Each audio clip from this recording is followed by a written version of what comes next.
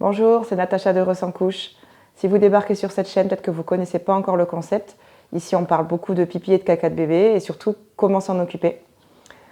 Parce qu'il faut savoir qu'il est possible en fait d'élever ses enfants sans couche ou presque. En tout cas, de ne pas les laisser faire leurs besoins dedans. Parce que c'est ce qu'ils demandent. Et en tout cas, c'est ce qui rend les bébés heureux puisque c'est vraiment leur besoin profond de faire leurs besoins comme nous, sans couche et dans des toilettes. Donc là, vous allez peut-être me dire, mais ok, mais comment est-ce qu'on procède? Parce que ça a l'air un peu compliqué quand même ton idée. Bah, vous inquiétez pas, moi je vous dis c'est très simple et je suis là pour tout vous expliquer. Déjà, tout ce qu'il faut savoir, c'est que le bébé, dès la naissance, est conscient de ses besoins. Il sait quand il veut faire pipi et caca.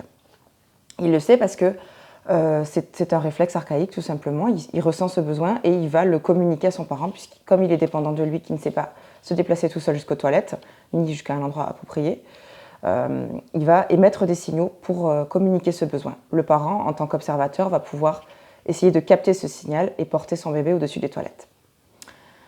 Ce qu'il faut savoir aussi, c'est que la chenille, c'est quand même quelque chose d'hyper modulable. C'est pas du tout quelque chose de figé, c'est pas il faut faire comme ci, il faut faire comme ça.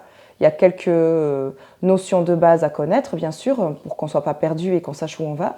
Mais après, c'est vous qui décidez de la manière dont vous allez procéder. On peut faire la chenille sans couche, on peut faire avec couche, on peut faire des fois sans couche, des fois avec couche. C'est pas parce qu'on met des couches qu'on on peut pas voir les besoins de son bébé. Non, on peut quand même voir quand il veut faire ses besoins. Il suffira de lui retirer juste avant de l'amener aux toilettes et ensuite de lui remettre. Voilà.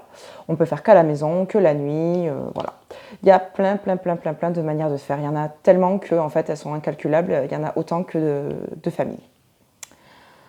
Ce qu'il faut savoir aussi, c'est que la chenille, c'est une pratique qui est hyper intuitive. C'est quelque chose qui va vraiment vous relier à votre intuition et qui va vous relier à votre bébé. Vous n'avez rien besoin, en fait, en vrai, de savoir parce que vous avez déjà tout en vous.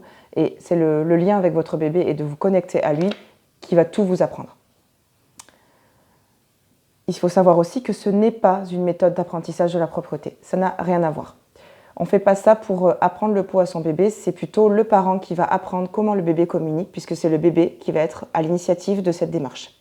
C'est le bébé qui va demander quelque chose avec des signaux, avec une attitude, et le parent qui va essayer d'observer et qui va essayer de répondre à cette demande. En répondant le plus souvent et le plus tôt possible à la demande du bébé, le plus tôt possible dans la vie du bébé, on va lui permettre aussi d'être très conscient de ses besoins et on va éviter plein de choses qui sont complètement indésirables comme les coliques du nourrisson, les érythèmes fessiers, l'énurésie nocturne, c'est le fait de faire pipi au lit, pardon, qui peut subvenir un peu plus tard, surtout quand l'enfant a apporté en fait des couches jetables sans pratique de la chenille. Ça arrive très souvent, il y a beaucoup d'enfants qui font très tard pipi au lit. Voilà. Le plus intéressant avec l'hygiène naturelle aussi, c'est que l'enfant, il est tellement conscient de son corps et de ses besoins qu'il va devenir autonome, il peut devenir autonome à l'âge de 18 mois. Ça peut être même un petit peu avant. Donc, pour qu'il n'y ait pas de méprise et que vous compreniez bien ce que je veux dire par là, c'est que je suis vraiment en train de vous parler de propreté, là, pour le coup. C'est pas une méthode qu'on va faire pour rendre l'enfant propre, mais évidemment, c'est quelque chose qui va survenir à un moment donné, puisque c'est sa demande et c'est son besoin. C'est ce qui demande dès la naissance le bébé à faire ses besoins dans un endroit approprié et du coup de ne pas faire ses besoins sur lui et d'être propre, au sens propre du terme, c'est le cas de le dire.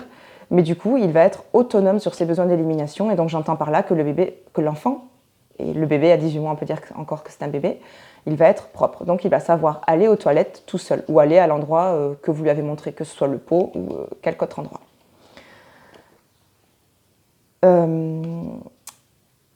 Si vous voulez aussi en savoir plus sur l'hygiène naturelle, si vous voulez aller plus loin, je vous invite à télécharger un bonus que j'ai mis en ligne gratuitement et donc qui se trouve dans la description juste en dessous. Cliquez dessus et vous allez donc pouvoir télécharger ce bonus et ça vous en apprendra un peu plus sur la manière de pratiquer la chenille et surtout sans se prendre la tête.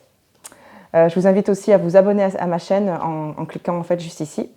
Ça vous permettra d'être au courant de toutes les autres vidéos que je vais publier sur le sujet et de pouvoir me suivre aussi d'un peu plus près. Merci à vous, à bientôt.